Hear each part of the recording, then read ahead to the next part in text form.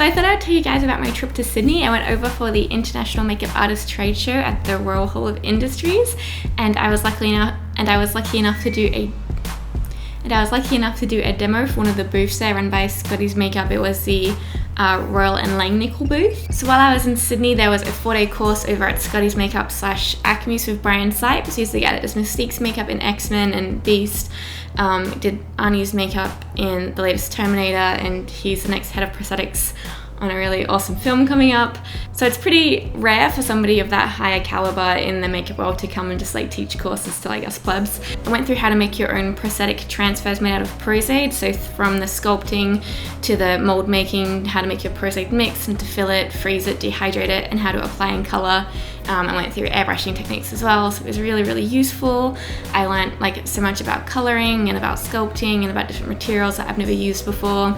Got a lot faster at knowing how to apply prosaide transfers. He showed a few good tips and tricks for that.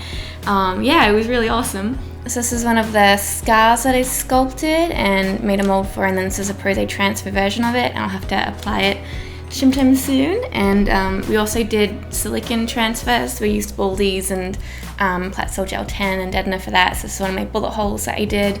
I think I'm a bit of a prosaide transfer convert now, because seeing how quick they are to apply and seeing how nice you can get the edges really fast, and it seems to like move a bit better with the skin. Like I probably need to experiment a bit more with my cap plastic and my silicone to get it to that level, but I just found it easier with this prosaide transfer. I think because the wound is made of prosaide, and then you're gluing it on with prosaide, and then you're stippling around the edges prosaide, so it's all just like one piece. So there's two different movements. There's the movement of the prosaide and then the movement of the skin, whereas with silicone you've got the cap plastic, you've got the silicone and the skin, and sometimes people stipple over prosaide on the cap plastic to take away the shine. So there's 3 different things or 4 different things that like all move differently, and it might give away the edges a little bit more, I found.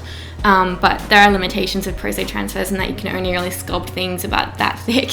So for smaller wounds and things, I think they work really nicely, and I will endeavour to get some equipment to make those. So I need like a food dehydrator and like a KitchenAid whipping up machine thing.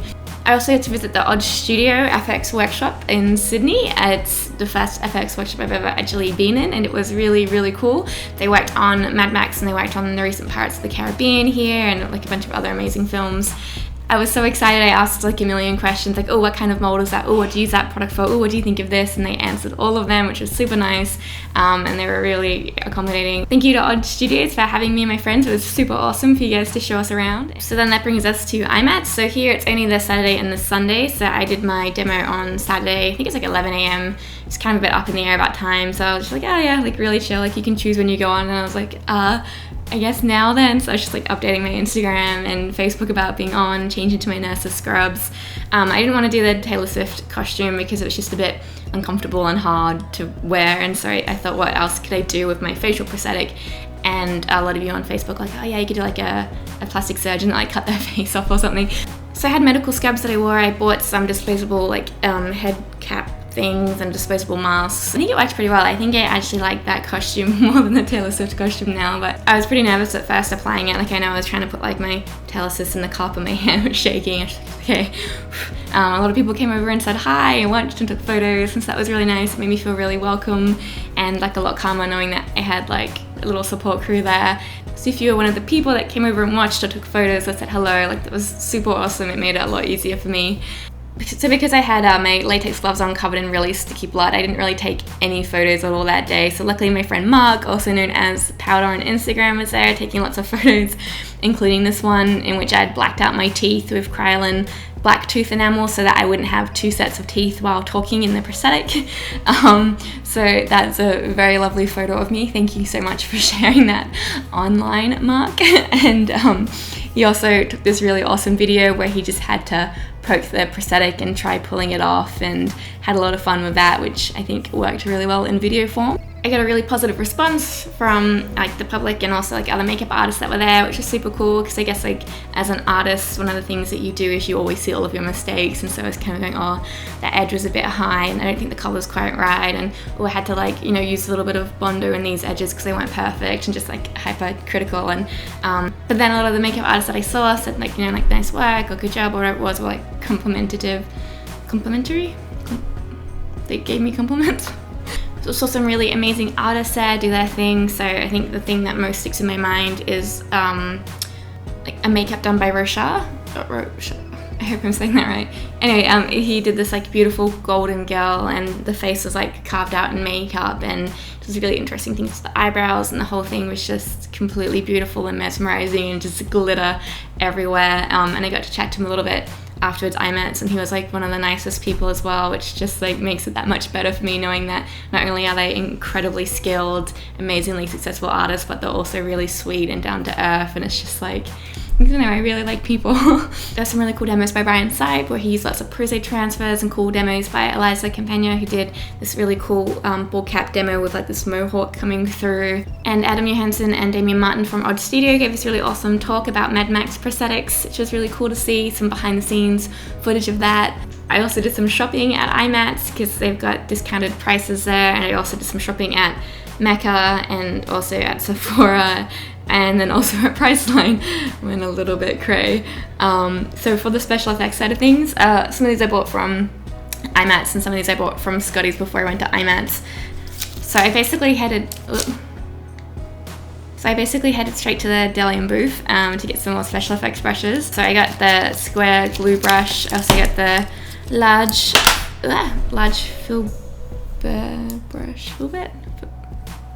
I'm just having a really good time pronouncing things today, which I think would be good for glue and removing stuff as well, or like, you know, if you want to get thicker paint down for body painting. I'm a huge fan of tiny brushes, so I got a second capillary brush. I also got the tattoo liner and short liner brush as well. Oh, I got some new alcohol palettes. So these are Bluebird, they're an Australian company, so I have pretty much every single PPI Skin Illustrator palette, and there's a couple of colors in here which I don't have. So for example, there's like a pale skin palette, which is awesome because, well, so a lot of these colors I haven't seen in any of the other palettes because there's like a whole heap of different alcohol palettes out now. So I thought this would be a good addition to kind of fill that gap in my collection of alcohol paints.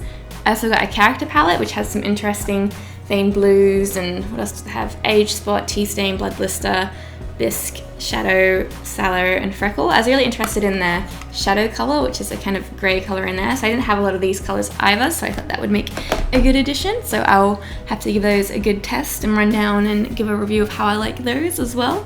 And I got some more Telesis 5 adhesive, so that's what I brought back with me, and then I went online when I got home and did an online order of Scotty's as well. So I got more Platsil Gel 10 Deadener and Platsil 7315 silicones for like more making, and I got more baldies as well.